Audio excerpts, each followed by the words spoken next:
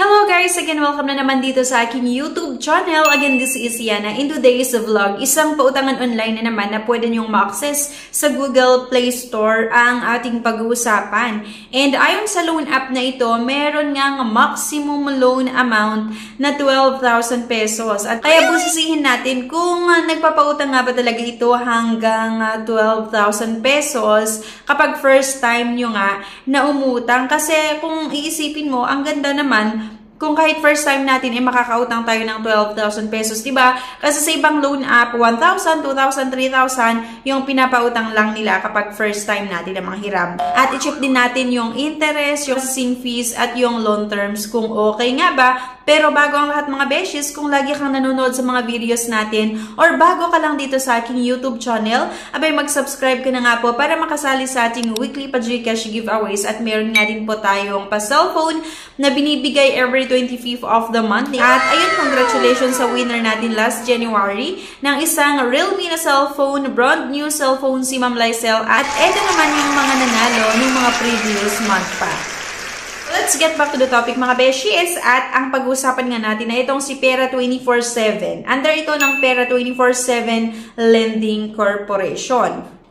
So, ang pautangan na ito ay isa na naman nga na ma-access nyo sa Google Play Store at marami po itong gustong i-access sa ating cellphone. So, in order to conduct credit risk assessment, you need enable and agree to the following permission. Personal information, ito nga daw yung gusto nilang i-access nga po. Yung camera permission, location permission, image information, at yung contact information. So, kailangan mo nga mag-agree para mag-proceed ang ating loan application, pero kung i-reject nga natin ay hindi na tayo makakautang dito. So, parang walang choice, di ba? I mean, walang choice kung talagang naghahanap ka ng pwedeng mautangan. Pero sana nga mapanood nyo yung buong video na ito bago nyo pa i-download para malaman nyo nga yung interest, yung mga processing fees, at yung loan terms. Okay? After that, ito na naman, allow Pera 24/7 to take pictures and record video.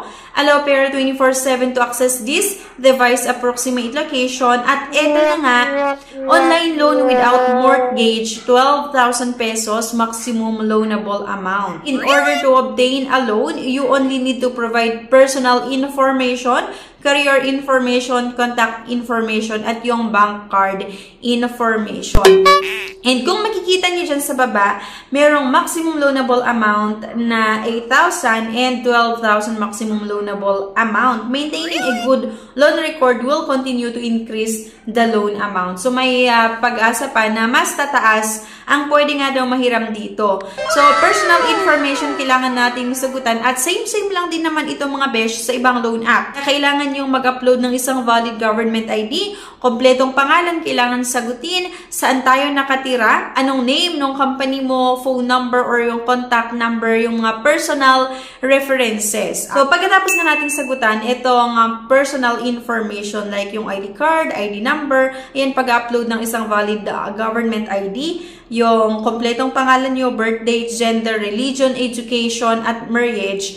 Ito nga daw yung mga ID na tinatanggap nila. Yung PhilHealth ID, passport, driver's license, voter's ID, yung postal, SSS, UMID, and PRC ID. Next nga itong work information, your identity, type of job, industry classification, income range or magkano nga ba yung sahod natin, province, city of workplace, work country, district, and work street, at detailed address.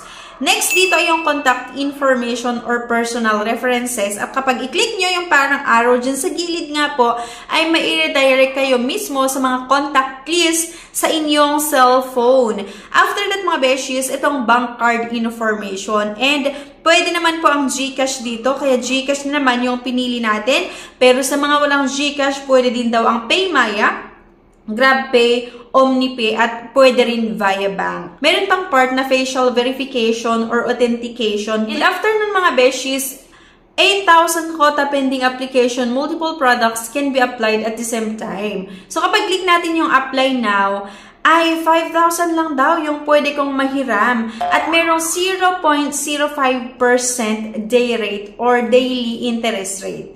And kapag i-click natin yung apply now, aba, isang loan app na naman ang hindi ko nire-recommend. Bakit? Kasi merong loan duration 120 days daw, pero totoo kayo itong 120 days. Ayan, handling fee 675 pesos, interest 5, amount to account ay 825. Pag i-click mo yung confirm to apply mga besh, na pwede kong mahiram ay hindi rin pala 5,000. So, bumaba pa. From 12,000 na sinasabi nila nung pambungad nila ay naging 5,000 na naman. Pero sa pinaka-last part ng aking loan application, 1,500 lang daw pala yung pwede kong mahiram. At doon sa 1,500 pesos mga besh, ang matatanggap ko lang ay 825.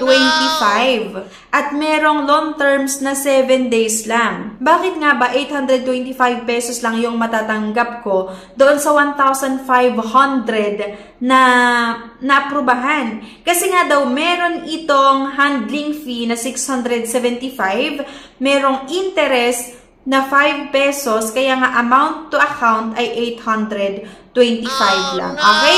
Kaya isang loan app na naman na mataas ang interest at processing fees. Isang loan app na naman na napaka-short term lang kasi 7 days nga, kailangan mong mabayaran yung 1,500 pesos. Kaya hindi ko siya nire-recommend sa inyo.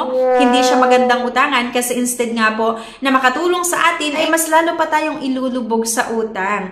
Kaya ayun, sana may nakuha kayo na idea sa video na ito. At kung sakali na meron kayong experience either sa customer service or sa collector nila nung nag-boss due ang inyong account or sa app mismo, ay sana i-comment nyo po para mabigyan natin ng babala yung mga iba pa na nagbabalak pa lang sumubok na umutang sa loan app na ito. Ayan, so thank you guys for watching. And ano sa tingin nyo, okay ba itong Pera 24/7 or hindi? So i-comment nyo na yan mga beshies. And thank you for watching. Please don't forget to click the subscribe button. Sana i-like nyo din yung ating videos at huwag nyo pong kalimutan na i-share sa mga kakilala nyo. Thank you guys. See you on my next video. Bye-bye!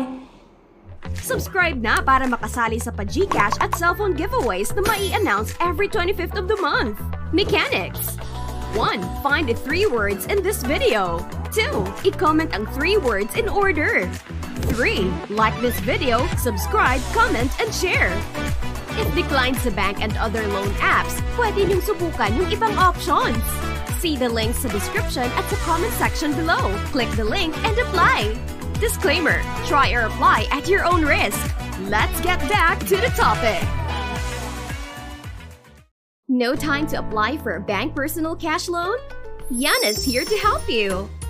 I assist pre-qualified clients with basic monthly income at least 25,000 per month. Hassle-free at walang fee. Lahat ng process sa bank gagawin. 2 to 5 banking days lang approval. Loan up to 2 million. Email amawanyana@gmail.com or message my FB page, Yana Insta Review. Note, qualifications may vary subject to the bank's terms and policies.